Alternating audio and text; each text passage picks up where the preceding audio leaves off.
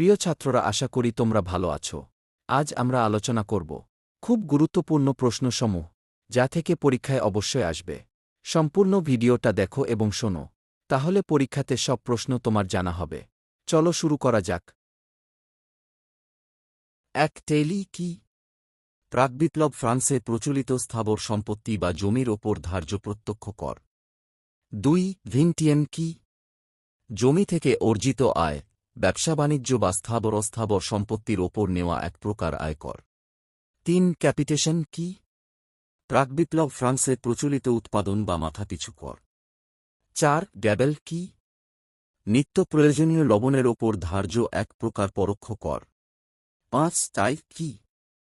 এটি একটি ধর্মকর যা কৃষকদের তাদের উৎপাদিত ফসলের একটি অংশ চার্চ বা গির্জাকে দিতে হতো। 6 করভি বলতে কি বোঝ? বিনা পারিশ্রমিকে রাজপথ বা সরকারি কাজে বাধ্যতামূলক শ্রমদান বা বেগার খাটা। 7 এডস কি? মদ বা পানীয় দ্রব্যের ওপর ধার্য এক প্রকার পরোক্ষ কর। 8 ফ্রান্সে প্রত্যক্ষ কর কাদের দিতে হতো? মূলত তৃতীয় এস্টেটের সাধারণ মানুষকে সরাসরি সরকারকে এই কর দিতে হতো। 9 কত খ্রিস্টাব্দে স্টেটস জেনারেলের অধিবেশন ডাকা হয়েছিল? 1789 খ্রিস্টাব্দে। 10 ফ্রান্সের কোন দুটি শ্রেণীকে সুবিধাভোগী শ্রেণী বলা হতো? প্রথম এস্টেট যাজক ও দ্বিতীয় এস্টেট অভিজাত। 11 লেতর দ্য ক্যাশে কি ছিল? এক ধরনের রাজকীয় পরোয়ানা যার মাধ্যমে যে কাউকে বিনা বিচারে বন্দী করা যেত। 12 ফিজিওক্র্যাটস কাদের বলা হতো? একদল ফরাসি অর্থনীতিবিদ যারা অবাধ বাণিজ্যের কথা বলতেন। 13 বিপ্লবের প্রাক্কালে ফ্রান্সের রাজা কে ছিলেন? ষোড়শ লুই। 14 অঁশিয়া রেজিম কথাটির অর্থ কি? পুরাতন সমাজ বা সেকেলে ব্যবস্থা। 15 আমি রাষ্ট্র উক্তিটি কার? চতুর্দশ লুই। 16 দ্য স্পিরিট অফ লজ গ্রন্থটি কার লেখা? মন্তেস্কু। 17 ফরাসি সমাজ কয়টি এস্টেটে বিভক্ত ছিল? 3টি এস্টেটে। 18 তৃতীয় এস্টেটের প্রতিনিধিরা কোথায় শপথ গ্রহণ করেছিলেন? টেনিস খেলার মাঠে, টেনিস কোর্টের শপথ। 19 বাস্তিল দুর্গের পতন কবে হয়েছিল? 1789 সালের 14 জুলাই। 20 ফ্রান্সের কোন রানী বিলাসিতার প্রতীক ছিলেন? রানী মারি আঁতোয়ানেত। 21 সামাজিক চুক্তি বা সোশ্যাল কন্ট্রাক্ট গ্রন্থটি কার লেখা? রুশো। 22 ফরাসি বিপ্লবের মূল আদর্শ কি ছিল? সাম্য, মৈত্রী ও স্বাধীনতা। 23 শাকুলেত কাদের বলা হতো? ফ্রান্সের খেটে খাওয়া সাধারণ মানুষ বা শহরবাসীকে। 24 মানুষ ও নাগরিকের অধিকারের ঘোষণা কবে হয়? 1789 সালের 26শে আগস্ট। 25 কোন করটি সরাসরি গির্জাকে দিতে হতো? টাইথ। 26 ফ্রান্সকে কে ভ্রান্ত অর্থনীতির জাদুঘর বলেছিলেন? Adam Smith. 27 রাজা ষোড়শ লুইকে কোন যন্ত্রে মৃত্যুদণ্ড দেওয়া হয়েছিল? গিলোটিন যন্ত্রে। 28 স্টেটস জেনারেলের অধিবেশনে মাথাপিছু ভোটের দাবি কারা তুলেছিল? তৃতীয় এস্টেটের প্রতিনিধিরা। 29 ডেসিন কি ধরনের কর ছিল? যাজকদের দ্বারা রাষ্ট্রকে দেওয়া এক প্রকার স্বেচ্ছাকর। 30 কোন প্রাকৃতিক বিপর্যয় ফ্রান্সের অর্থনৈতিক সংকট বাড়িয়ে দিয়েছিল? 1788 ও 89 সালের ভয়াবহ দুর্ভিক্ষ ও ফসলহানি। 2 ও 3 নম্বরের গুরুত্বপূর্ণ প্রশ্নগুলোর উত্তর। 1 ফরাসি বিপ্লবের 3টি মূল আদর্শ কি কি? 1789 খ্রিস্টাব্দের ফরাসি বিপ্লব কতগুলো মহান আদর্শের ওপর ভিত্তি করে পরিচালিত হয়েছিল? এই বিপ্লবের 3টি মূল আদর্শ হল: সাম্য, আইনের চোখে সবাই সমান এবং জন্মগত অধিকারের পরিবর্তে মেধার ভিত্তিতে মর্যাদা। মৈত্রী, জাতিধর্ম নির্বিশেষে সকল মানুষের মধ্যে ভ্রাতৃত্ববোধ। স্বাধীনতা, স্বৈরাচারী রাজতন্ত্রের অবসান ঘটিয়ে নাগরিকের বাকস্বাধীনতা ও ব্যক্তিগত স্বাধীনতা প্রতিষ্ঠা করা। 2 ফিজিওক্র্যাটস কাদের বলা হতো? ফরাসি বিপ্লবের প্রাক্কালে ফ্রান্সে একদল অর্থনীতিবিদের উদ্ভব হয়েছিল যারা অবাধ বাণিজ্য ও অর্থনীতির পক্ষে মত দিয়েছিলেন।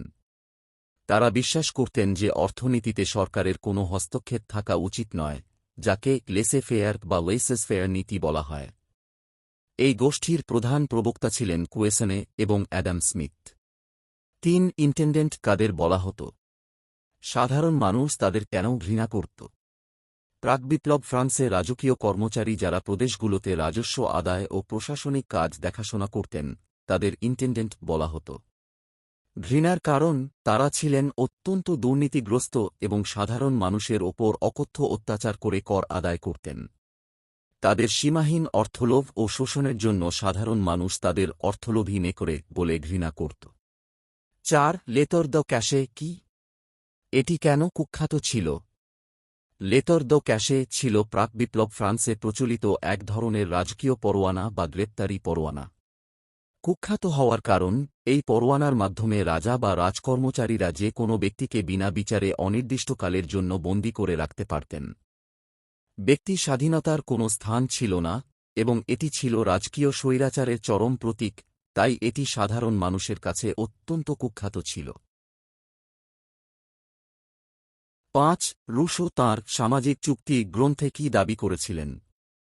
বিখ্যাত ফরাসি দার্শনিক জ্যাক রুশো তাঁর সামাজিক চুক্তি গ্রন্থে রাজতন্ত্রের দৈবস্বত্ব বা রাজার ঈশ্বর প্রদত্ত ক্ষমতার দাবিকে নস্যাৎ করে দিয়েছিলেন।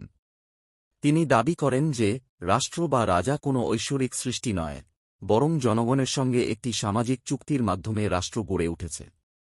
তাঁর মতে সার্বভৌম ক্ষমতার উৎস হল সাধারণ মানুষ বা জনসাধারণের ইচ্ছা।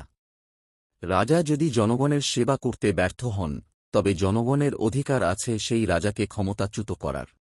6 ষোড়শ লুই কেন স্টেটস জেনারেলের অধিবেশন ডাকতে বাধ্য হয়েছিলেন? দীর্ঘ 175 বছর পর 1789 খ্রিস্টাব্দে রাজা ষোড়শ লুই স্টেটস জেনারেল বা ফরাসি জাতীয় সভার অধিবেশন ডাকতে বাধ্য হন। এর প্রধান কারণগুলো ছিল অর্থনৈতিক সংকট, ক্রমাগত যুদ্ধ এবং রাজপরিবারের বিলাসিতার কারণে ফ্রান্সের রাজকোষ শূন্য হয়ে পড়েছিল। নতুন কর আরোপ, তীব্র অর্থসংকট মেটানোর জন্য রাজা নতুন কর বসাতে চেয়েছিলেন, কিন্তু আইন অনুযায়ী এর জন্য সভার অনুমোদনের প্রয়োজন ছিল। অভিজাতদের দাবি, যখন রাজা অভিজাতদের ওপর কর বসানোর চেষ্টা করেন, তখন তারা দাবি করেন যে একমাত্র স্টেটস জেনারেল সভাই এই বিষয়ে সিদ্ধান্ত নিতে পারে। 7 তৃতীয় এস্টেট বলতে ফ্রান্সের কোন জনগোষ্ঠীকে বোঝাত? প্রাকবিপ্লব ফ্রান্সের সমাজের প্রায় 97% মানুষ নিয়ে গঠিত শ্রেণীকে তৃতীয় এস্টেট বলা হতো। সদস্য এই শ্রেণীতে ছিলেন কৃষক, শ্রমিক, কারিগর, বুর্জোয়া, ডাক্তার, উকিল, শিক্ষক এবং শহরের দরিদ্র মানুষ। অবস্থা, সামাজিক ও রাজনৈতিক অধিকারহীন এই শ্রেণীকে রাষ্ট্রের সমস্ত করের বোঝা বহন করতে হতো, অথচ প্রশাসনে তাদের কোনো ভূমিকা ছিল না। 8 বাস্তিল দুর্গের পতনের 14 জুলাই 1789 দুটি তাৎপর্য লেখো। বাস্তিল দুর্গের পতন ছিল ফরাসি বিপ্লবের একটি মোড় পরিবর্তনকারী ঘটনা। এর দুটি প্রধান তাৎপর্য হল স্বৈরাচারের পতন। বাস্তিল দুর্গ ছিল ফরাসি রাজতন্ত্রের চরম স্বৈরাচার ও অত্যাচারের প্রতীক। এর ধ্বংসের মাধ্যমে রাজকীয় ক্ষমতার দম্ভ চূর্ণ হয়। জনগণের জয়, এই ঘটনা সাধারণ মানুষের আত্মবিশ্বাস বাড়িয়ে দেয় এবং প্রমাণিত হয় যে সম্মিলিত জনশক্তি যে কোনো অপশক্তির বিনাশ ঘটাতে পারে। 9 শাকুলেত কাদের বলা হতো? বিপ্লবে তাদের ভূমিকা কি ছিল? ফরাসি বিপ্লবের সময় শহরের খেটে খাওয়া সাধারণ মানুষ, যেমন ক্ষুদ্র দোকানদার, কারিগর, দিনমজুর, শাকুলেত নামে পরিচিত ছিল। অভিজাতরা হাঁটু পর্যন্ত আঁটসাঁট পোশাক পরতেন, কিন্তু এই সাধারণ মানুষরা ঢিলেঢালা লম্বা পাজামা পরতেন বলে তাদের শাকুলেত, যাদের কুলেত বা ব্রিচেস নেই, বলা হতো। তারা ছিল বিপ্লবের মূল চালিকা শক্তি। বাস্তিল দুর্গ আক্রমণ থেকে শুরু করে রাজাকে বন্দী করা, প্রতিটি চরমপন্থী পদক্ষেপে তারা অগ্রণী ভূমিকা নিয়েছিল। 10 মানুষ ও নাগরিকের অধিকারের ঘোষণার দুটি প্রধান শর্ত লেখো। 1789 সালের 26শে আগস্ট জাতীয় সভা মানুষ ও নাগরিকের অধিকারের ঘোষণা জারি করে। এর দুটি প্রধান শর্ত ছিল জন্মগত সাম্য, মানুষ স্বাধীন হয়ে জন্মায় এবং স্বাধীনভাবেই বেঁচে থাকার অধিকার ভোগ করবে, অর্থাৎ জন্মগতভাবে সকল মানুষের অধিকার সমান। সার্বভৌমত্ব, রাষ্ট্রের সার্বভৌম ক্ষমতার উৎস হল জনগণ বা জাতি, কোনো ব্যক্তি বা রাজবংশ এই ক্ষমতার মালিক নয়। 11 ভার্সাই থেকে প্যারিসে মহিলাদের পদযাত্রার 5ই অক্টোবর 1789 কারণ কি ছিল? 1789 সালের 5ই অক্টোবর প্যারিসের কয়েক হাজার মহিলা রুটির দাবিতে রাজপ্রাসাদের অভিমুখে পদযাত্রা করেন। এর প্রধান কারণগুলো ছিল: খাদ্য সংকট, প্যারিসে রুটির দাম অস্বাভাবিক বেড়ে যাওয়ায় সাধারণ মানুষের না খেয়ে মরার উপক্রম হয়েছিল। গুজব রটে গিয়েছিল যে রাজা ও রানী ভার্সাই প্রাসাদে প্রচুর খাদ্যশস্য মজুত করে রেখেছেন এবং তারা বিপ্লব দমনের ষড়যন্ত্র করছেন। রাজাকে প্যারিসে আনা, মহিলারা চেয়েছিলেন রাজাকে প্যারিসে নিয়ে আসতে যাতে তিনি সরাসরি জনগণের অভাব অভিযোগ শুনতে বাধ্য হন। 12 সন্ত্রাসের রাজত্ব বলতে কি বোঝ?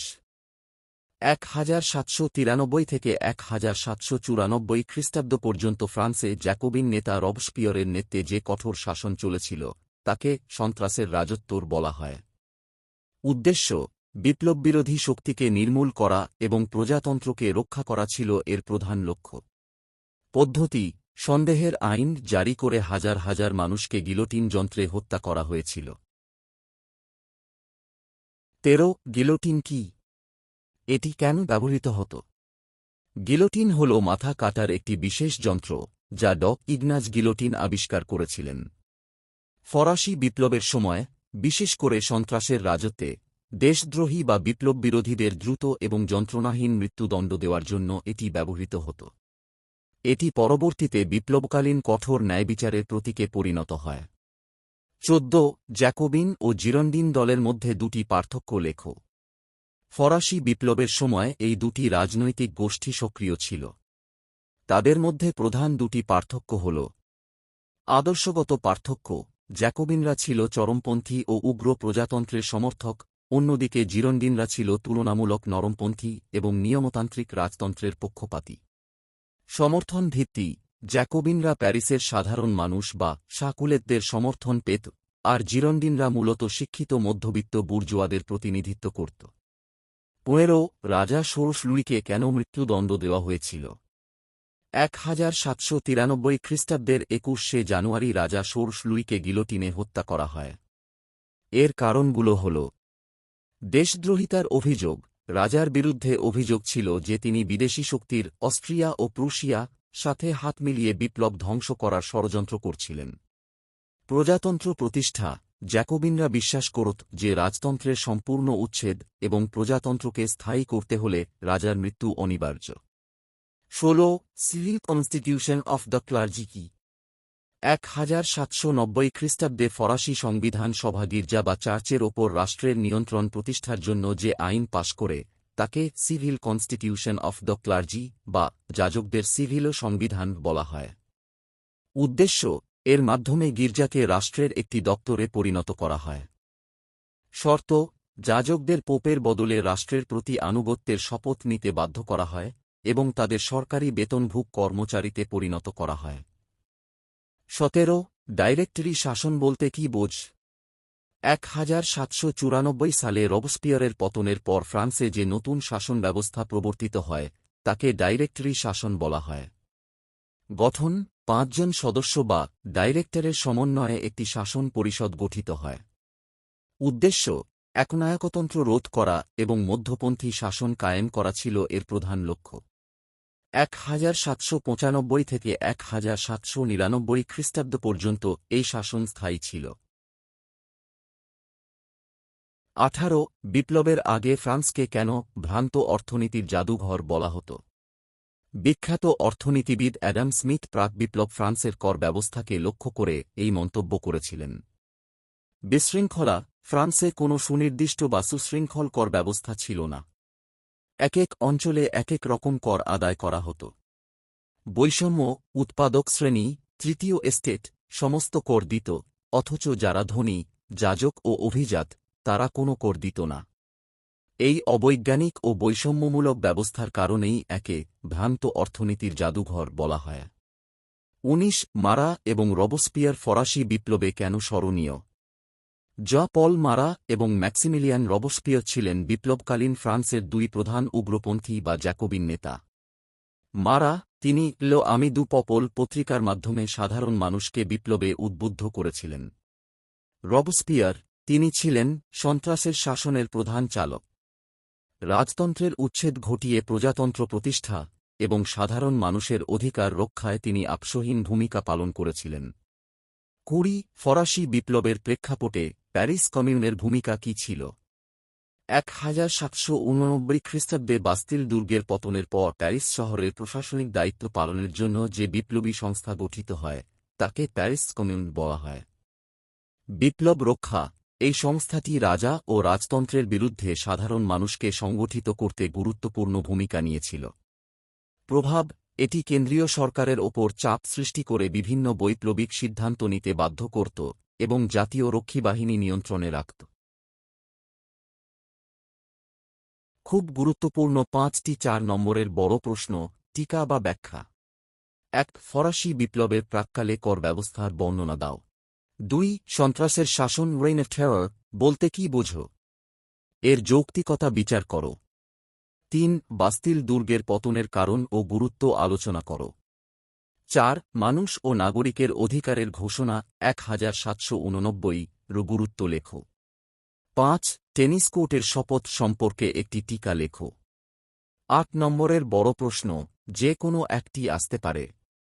1 ফরাসি বিপ্লবের সামাজিক ও অর্থনৈতিক কারণগুলো বিস্তারিত আলোচনা করো। 2 ফরাসি বিপ্লবে দার্শনিকদের রুশো, ভোল্তেয়ার, মন্তেস্কু অবদান আলোচনা করো।